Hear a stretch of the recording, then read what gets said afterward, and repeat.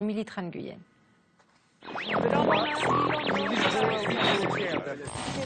Nouvelle révélation sur le site Wikileaks. Après l'Irak, l'Afghanistan, c'est au tour de la Syrie d'être la cible du site de Julian Assange.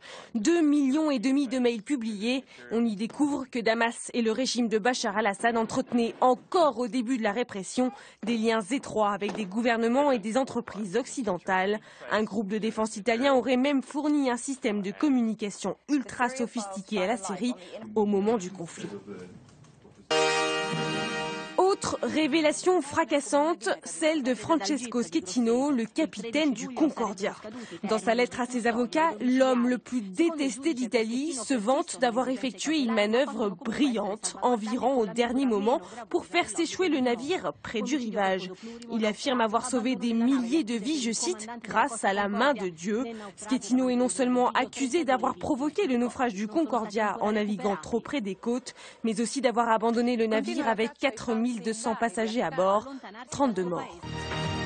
Le plus haut gratte-ciel d'Europe est né. 310 mètres, 95 étages. The Shard, que l'on peut traduire par l'éclat de verre, est sorti de terre aujourd'hui.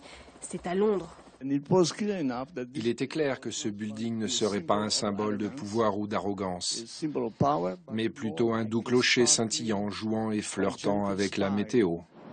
Pas d'arrogance, mais du luxe. Cet immeuble à peine plus petit que la Tour Eiffel devrait accueillir un hôtel 5 étoiles, des restaurants et quelques appartements.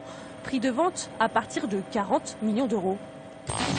Vous pouvez lire « Stop Bullfight », cela signifie « Stop aux corridas ». Quasiment nus et recouverts de peinture rouge ou noire, ces activistes se sont allongés devant la mairie de Pampelune en Espagne pour dénoncer la tauromachie à corps et à cri.